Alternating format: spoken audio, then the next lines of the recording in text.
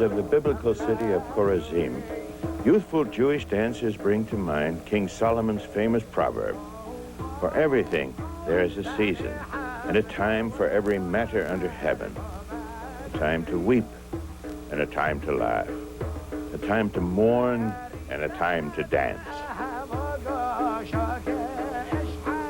The childhood of every son of Israel was filled with times of dance. Weddings, circumcisions, religious festivals, all were occasions for dancing. The dance was so important in Jewish life that the Talmud speaks of angels dancing and says that at the end of days, God himself will arrange the dances of the righteous.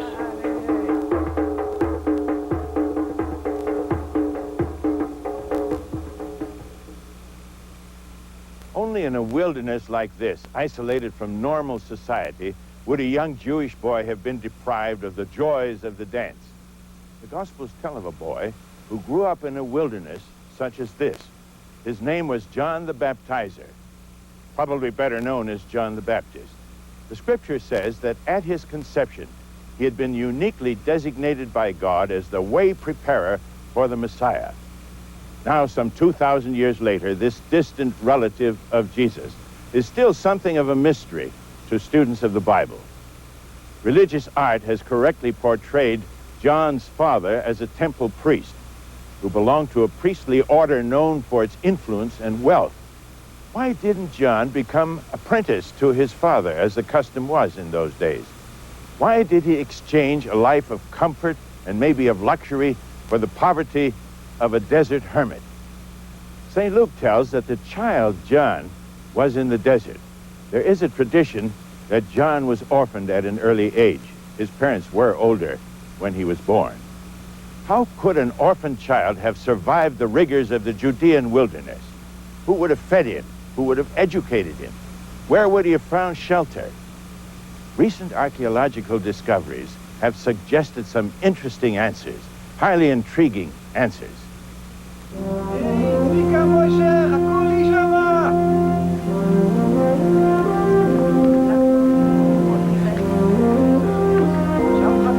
It all began in 1960 when 4 teams of archaeologists undertook a systematic exploration of the mountains overlooking the Judean wilderness.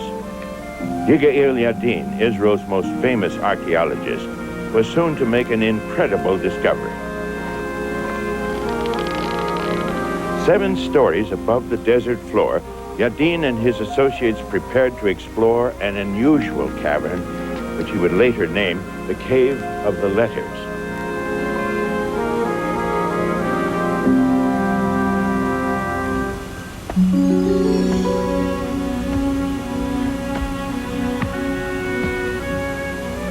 A woven bag, the kind in use at the time of John the Baptist, had obviously been left behind by someone.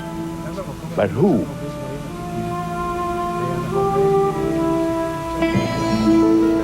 For some mysterious reason, the people who once chose to live here hastily buried their valuables below the dirt floor, leaving behind a treasure store of costly bronze vessels, Roman vessels.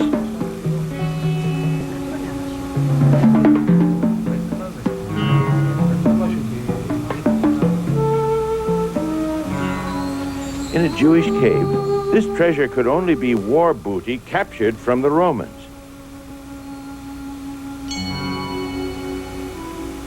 The identity of the mysterious cave dwellers was finally revealed when Hebrew letters were found, written 100 years after John the Baptist.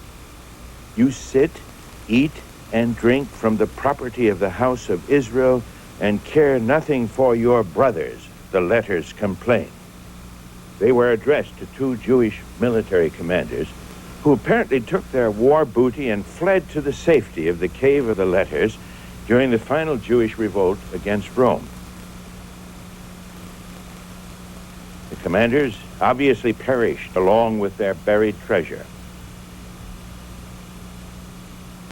Sifting through the dust of centuries, Yadin had established that Judea's mountain caves served as shelters for those who, like John, chose to distance themselves from society.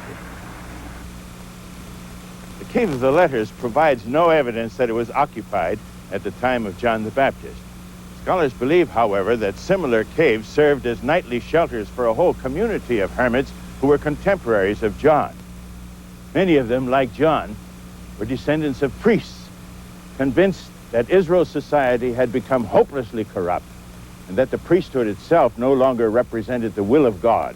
They went out into the wilderness and established their own society, a righteous society.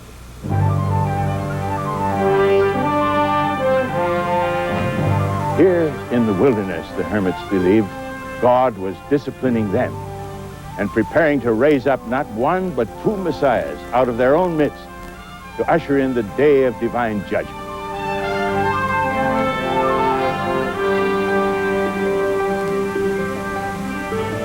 Less than a mile from the Judean mountain caves stand the remains of Qumran, the wilderness camp established by the Hermit Society. Here John the Baptist may have grown up. Not a single dormitory or even a bedroom is to be found in the ruins below. Apparently, the community preferred the nightly shelter of the nearby caves and built this area as a center for work and meditation.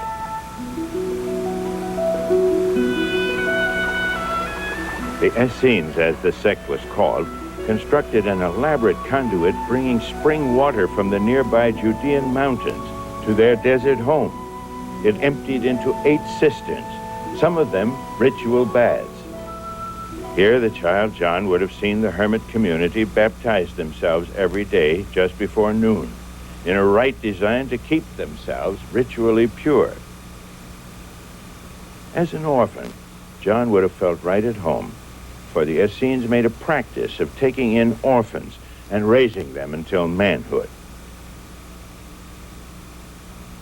The largest room at Qumran was a 40-foot-long scriptorium, a center for copying the scriptures. It led to smaller areas, probably designed as Bible reading rooms. They read the Bible in shifts around the clock, so that they might literally be found meditating on the sacred word day and night. If the Essenes instilled anything in John beyond a passion for baptism, it was a love for the scroll of Isaiah. A voice cries, "In the wilderness, prepare the way of the Lord," a saying which John increasingly knew applied to him personally.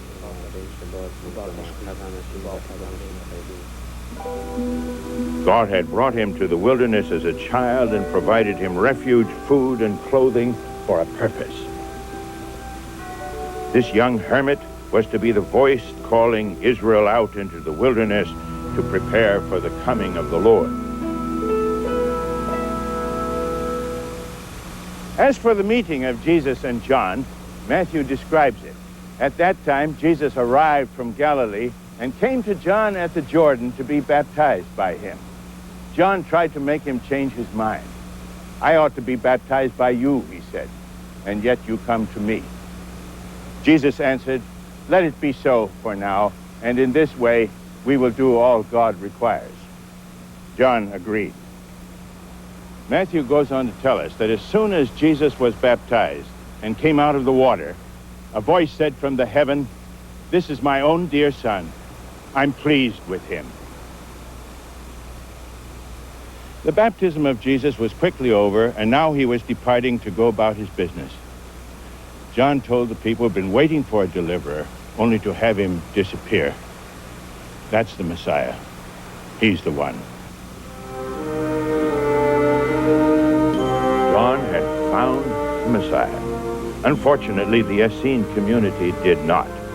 35 years later, they were still searching the sacred scrolls, still waiting for the two messiahs they hoped would arise from their own midst.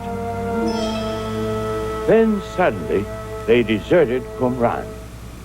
In the twinkling of an eye, the great baptismal pools lay empty. The Bible reading rooms were strangely silent. Not a single scroll was to be found. Not even a fragment was left behind. In a rush to find a hiding place for their scrolls, the Essenes hid them in these nearby caves.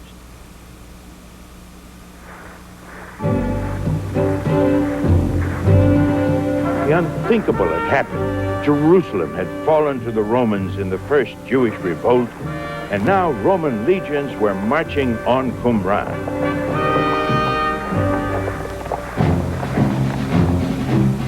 Ironically, it was the eve of another Jewish war 2 millennia later that finally brought the hidden scrolls to light. It was late November 1947, and the United Nations was debating a resolution on Palestine, calling for the establishment of the first Jewish state since the days when Qumran and all of Israel fell to the Romans.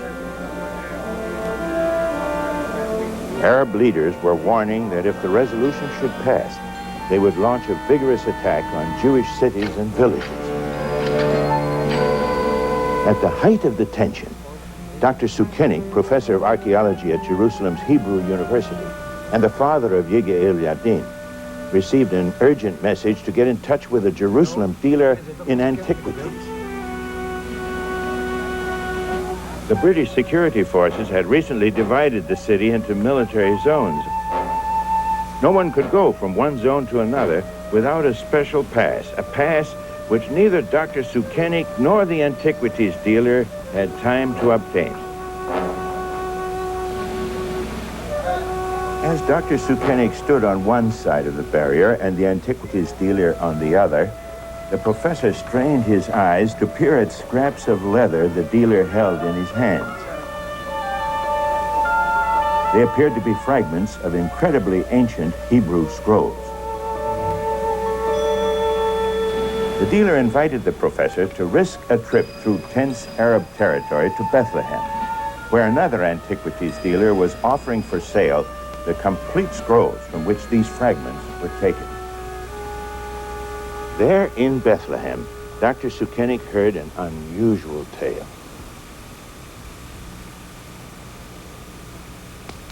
A Bedouin shepherd was idly tossing stones into a cave near Qumran when he heard the answering sound of stone hitting pottery.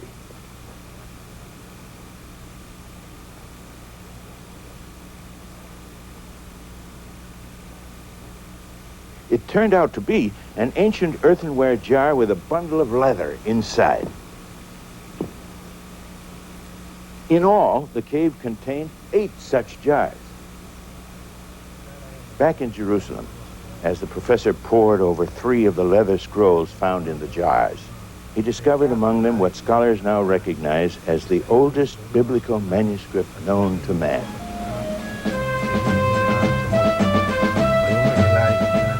Outside Dr. Sukenik's residence, Jews were dancing in the streets.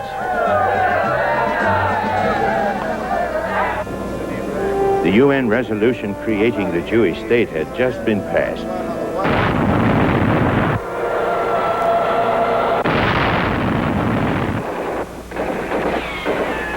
The war the Arabs had threatened now descended on the new Jewish state like a lightning bolt.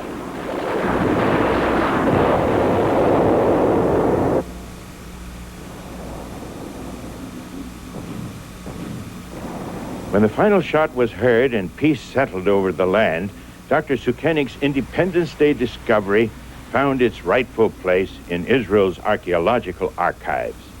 The Dead Sea Scrolls, as the discovery came to be known, are now housed in a Jerusalem museum. Here in the Shrine of the Book, we meet Yigael Yadin, son of the late Dr. Sukenik. Professor Yadin, you certainly come to the study of archaeology honestly, don't you? Well, the word honestly is the way you use it in the States, which means that my father was an archaeologist. Yes, he was. And in fact, he was the first scholar to discover the importance of the Dead Sea Scrolls. And I remember very well in the end of 1947, I was at that time in the underground defense movement we had in the Haganah. I was chief of operations. And significantly, or symbolically, if you like, on the 29th of November, when the United Nations decided to create the Jewish state, he came back to Jerusalem with 3 of the first Dead Sea Scrolls. Now tell us something about the value of these scrolls. Well, it's really very difficult to say in a very short time. Let's begin with the biblical. aspect. For example, we have this Isaiah scroll. It is the oldest biblical manuscript on earth. It was copied not more than 500 years after the very words were uttered by Isaiah. And they are before the Masoretic or the edited text of the Bible from which all the other translations were made. And so it opened a new vista from the Bible. But more important, perhaps, is that the scrolls were written by a special Jewish sect, as we believe, the Essenes, of whom we knew very little but few words by Josephus Flavius the historian. And now we understand for the first time, not from the biblical scrolls, but from what we call sectarian scrolls, what did the Essenes believe in? And this is really very important. The fascinating third aspect of the scroll is the relation between these Essenes and the scrolls and Christianity. My own view is that John the Baptist knew them. In fact, he was roaming and preaching in the very place where Qumran is. He may have been even a member. They may influence him, he may influence them.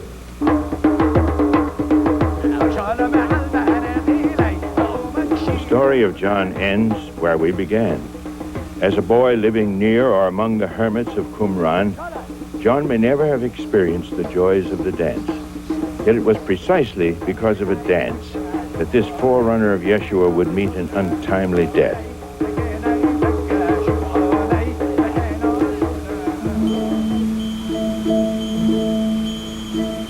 The details have become legend. It was the birthday of Herod, son of Herod the Great. Salome, his newly acquired stepdaughter, danced to Herod's lecherous delight.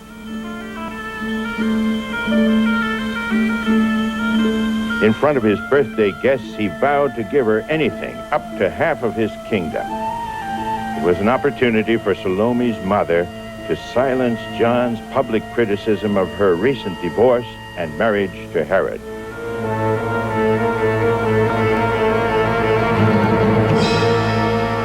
So the voice of one crying in the wilderness, was silenced.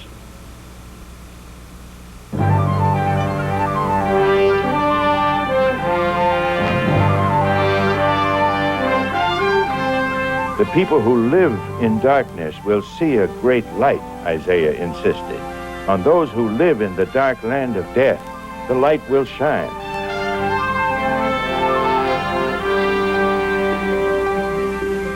The light of the world, as Jesus called himself, shone out into the surrounding darkness from this tiny Galilean village, Capernaum, for 3 years. It was to be the center of Jesus' ministry.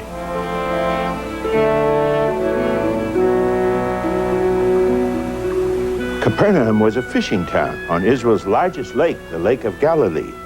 Although it is a relatively small body of water, the fishermen of the region held it in such awe that they never referred to it as a lake, but as the sea.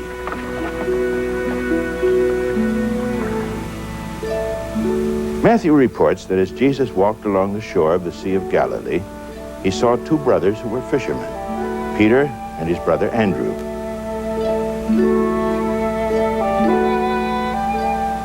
Jesus said to them, "Come with me, and I will teach you to catch men." At once they left their nets and went with him.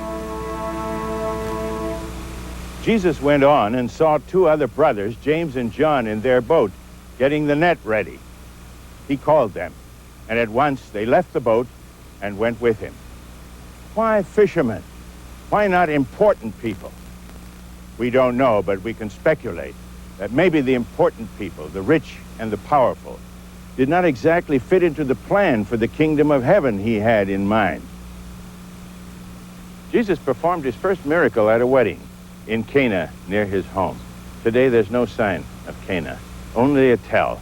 Somewhere beneath that tell are the ruins of a house where a wedding feast was held to which Jesus and his friends were invited. This is the way a wedding is conducted in Kiryat Ono today. The ceremony is thought to be quite close to that used in Jesus' time. Undoubtedly, the wedding in Cana was very similar to this. The voice of mirth, the voice of gladness, the voice of the bridegroom, and the voice of the bride. The wedding party sings, quoting the prophet Jeremiah.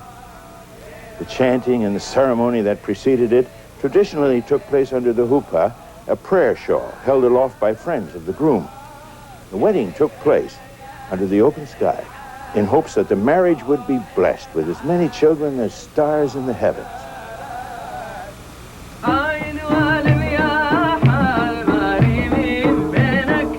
Jesus felt right at home at the wedding feast. When the wine ran out, his mother came to him and said, "They have no more wine." Jesus said to her, "You must not press me. My time has not yet come." But she said to the servant standing nearby, "Whatever he tells you to do, do it." And she left. And there he was, with 6 large stone water jars used for ritual washing.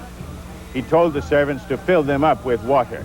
Being good fellows, the servants filled them up to the brim. And then he said, "Take some of that and give it to the master of ceremonies." They brought it to him, and he did not know that it was water which had been turned into wine.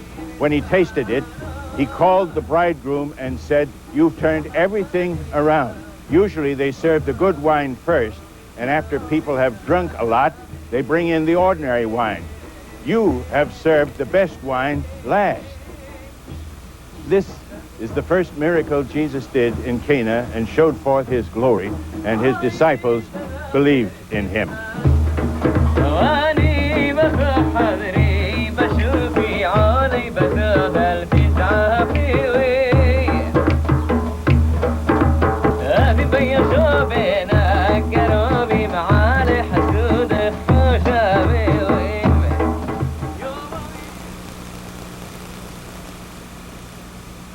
Following the wedding at Cana, St. John says, Jesus and his disciples went back to Capernaum. To the north of the village stood a synagogue, built by a Roman centurion friendly to the Jews, and later rebuilt with all its present grandeur in the 2nd or 3rd century. It was Jairus, the ruler of this synagogue, whose 12-year-old daughter Jesus raised from the dead. And it was the Roman centurion who built the synagogue, of whom Jesus said, "I tell you, not even in Israel have I found such faith." On one particular Sabbath, St. Mark's Gospel tells us, Jesus and his disciples, including James and John, left the synagogue and went straight to the home of Peter and Andrew. Peter's mother-in-law was sick in bed with a fever. As soon as Jesus arrived, they told him about her. He went to her, took her hand, and helped her up. The fever left her, and she began to serve them. The village of Capernaum was excavated in 1968, down to the very streets where Jesus walked, and to the very homes which he entered. The goal was to find the house of Peter and Andrew, where Jesus had healed Peter's mother-in-law.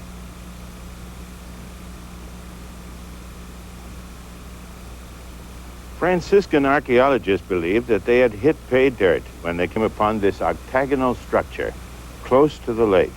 They identified it as a church, dating to the 5th century.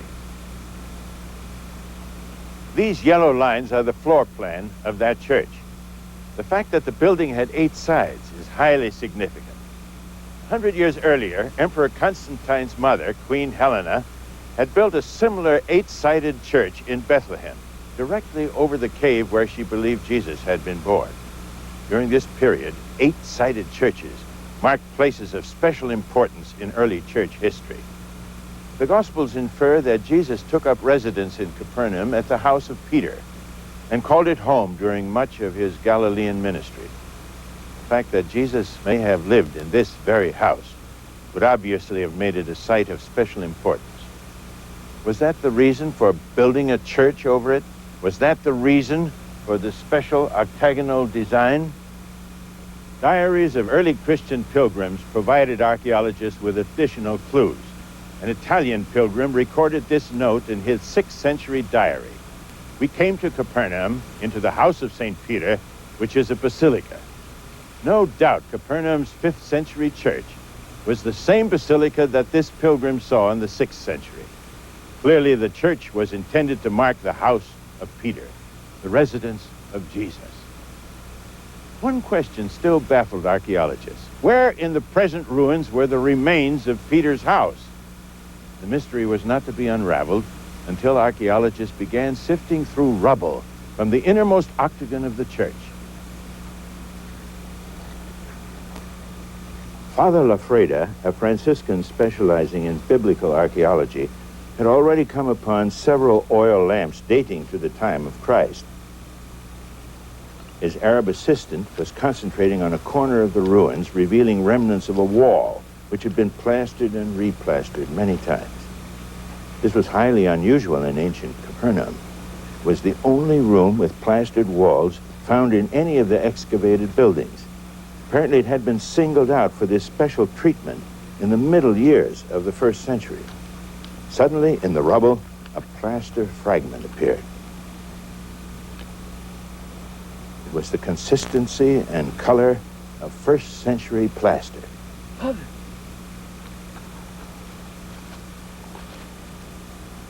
Father Lafreda, a veteran of numerous archaeological digs in the Middle East, knew at a glance that they were onto a discovery of the first magnitude.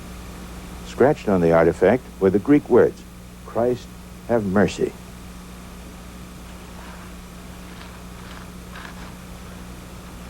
Ultimately, over 100 graffiti were found scratched on the plaster walls.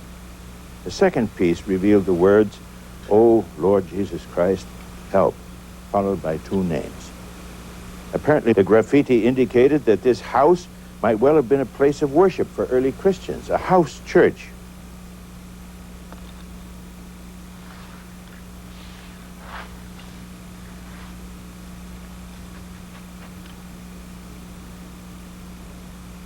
Crowning the discovery was a piece of plaster on which Father Lafreda traced the barely legible words, Rome and Peter. He believed he had the find of a lifetime, the final piece of circumstantial evidence linking this octagon structure with the 1st century house of Peter and Andrew. Jesus himself owned no home, nor any material possessions other than his cloak and his staff. Possibly from this house of Peter and Andrew, and certainly from these Capernaum streets, the one born Yeshua would take his ministry into all the surrounding country. Jesus, with a few disciples, always on foot, traveled all through Galilee, preaching in the synagogues, teaching, helping, and curing people. A man suffering from leprosy came to Jesus, knelt down, and begged him for help. "If you want to," he said, "you can make me clean." Jesus was filled with pity and reached out and touched him. "I do want to," he said. "Be clean." "Don't tell anyone about this," Jesus said to him. "Go straight to the priest and let him examine you. Then, in order to prove to everyone that you are cured, offer the sacrifice that was ordered by Moses."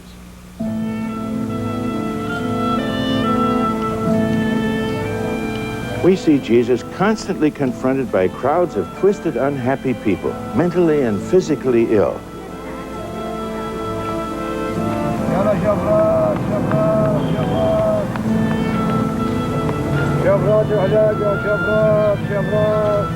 Why would a relatively unpopulated region like Upper Galilee have had so many people suffering from so many diseases?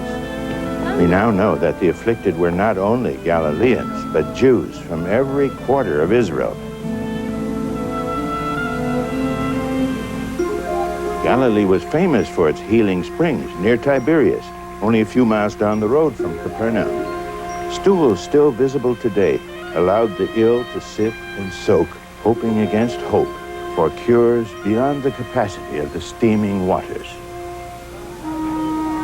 Wherever Jesus found human need, he stooped to help. Seeing a man who was born blind, he said, "I must do the works of him who sent me." It was the Jewish Sabbath. The day work of any kind was forbidden. Ignoring the prohibition, Jesus made some mud with spittle, rubbed it on the man's eyes, and asked him to wash his face in the pool of Siloam.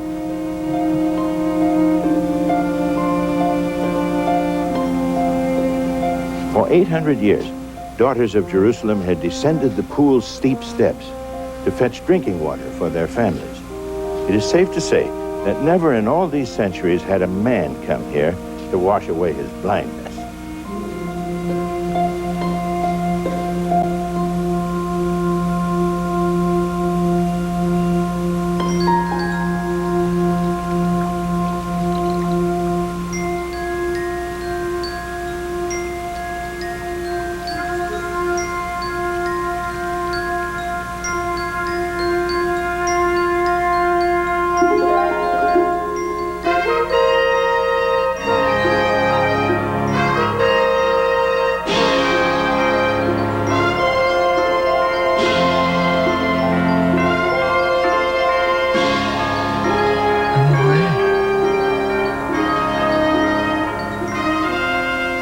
blind man's joy became other men's fury. Some of the Pharisees said angrily, "The man who did this cannot be from God, because he does not obey the Sabbath law." Jews in the Mea Shearim district of modern Jerusalem guard the ancient traditions as rigorously as the Pharisees did, forbidding entrance to women considered immodestly dressed. Letting their sideburns grow into long ringlets is prescribed by the law of Moses.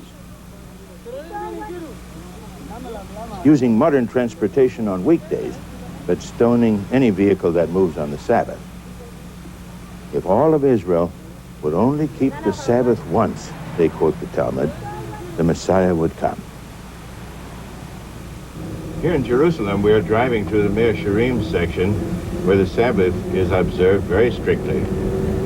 And every resident of Jerusalem knows about the Sabbath, and so do the visitors to whom the ways of observing the Sabbath are very noticeable when they come to visit Jerusalem.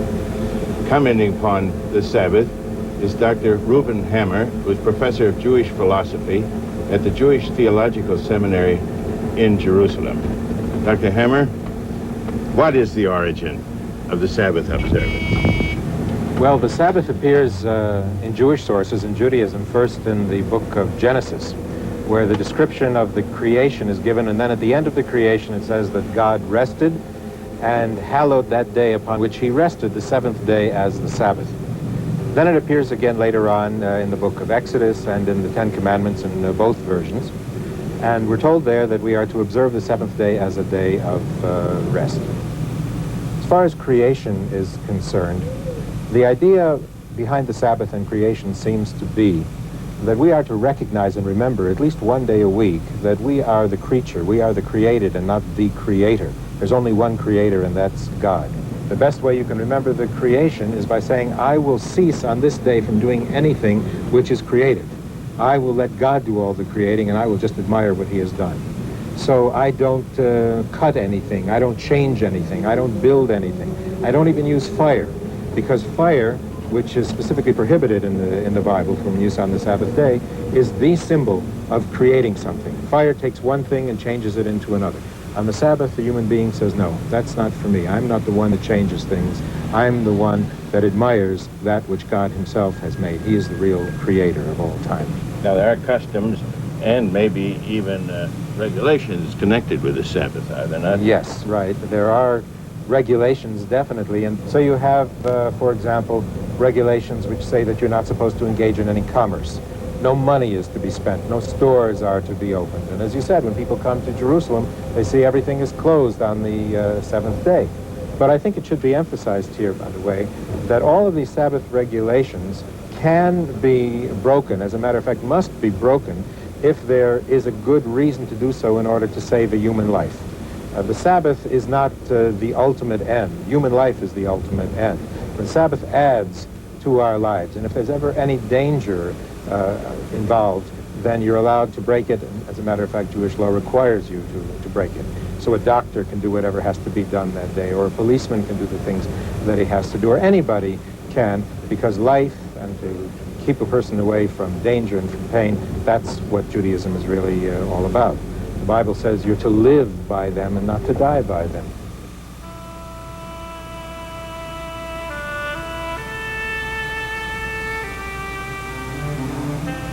Living by the laws of God, not dying by them, isn't too far from Christ's own statement. The Sabbath was made for man, not man for the Sabbath. As a boy in Nazareth, Sabbath Eve would have been the highlight of the week for Jesus. ברוך אתה אדוני, אלוהינו מלך העולם, המוציא לחם מן הארץ. Amen. Sabbath bread was usually extra special. One never put it to his lips without the prayer, "Blessed be thou, Lord our God, King of the universe, who bringest forth bread from the earth." The Sabbath was not intended to be sad and joyless, but a day of song, a day of rejoicing.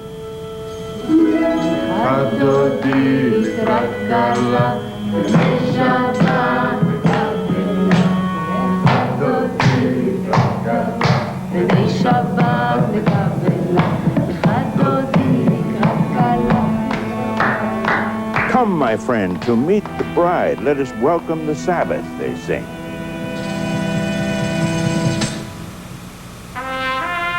יום השישי, ויחולו השמיים והארץ וכל צבאם. יחל אלוהים מכל מלאכתו אשר עשה ביום השביעי. וישבות ביום השביעי מכל מלאכתו אשר עשה. ויברך אלוהים את היום השביעי ויקדש אותו. בו שבת מכל מלאכתו אשר ברא אלוהים לעשות. ברוך אתה אדוני. In early times, the recitation that now begins the Sabbath meal then closed it. There was evening and there was morning, the sixth day. Thus the heavens and the earth were finished, and all their host. Then the Lord blessed the seventh day and hallowed it, because on it he rested from all the work which he had created.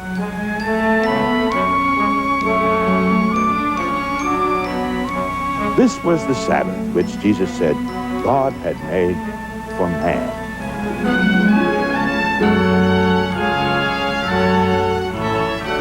When the Jewish authorities protested his healing on the Sabbath, Jesus said, "My Father is always working, and I must work too." Now it was one thing to challenge the law, and quite another to claim God as his Father, to make himself equal to God. That was blasphemy. This saying, John tells us, made the Jewish authorities more determined than ever to kill him. They tried to develop a dispute between his disciples and the disciples of John. So Jesus left Judea and went back to Galilee. On his way, he had to go through Samaria. No Jew passed through Samaria if he could possibly avoid it. Jews hated the Samaritans, and the Samaritans the Jews. Mount Gerizim is the center of Samaritan worship. According to the Samaritans, their problems with other Jews go back nearly 3,000 years. A dispute arose over the site of the temple. The Samaritans claimed that Mount Gerizim should be the spot. David the king said it should be Jerusalem, and it was there that the temple was built. 400 years later, Nebuchadnezzar destroyed Jerusalem and its temple. He took the people in the south captive and sent them to Babylon. In the north, a handful of Samaritans was left behind, and they continued on Mount Gerizim the sacrifices that had been offered in Jerusalem.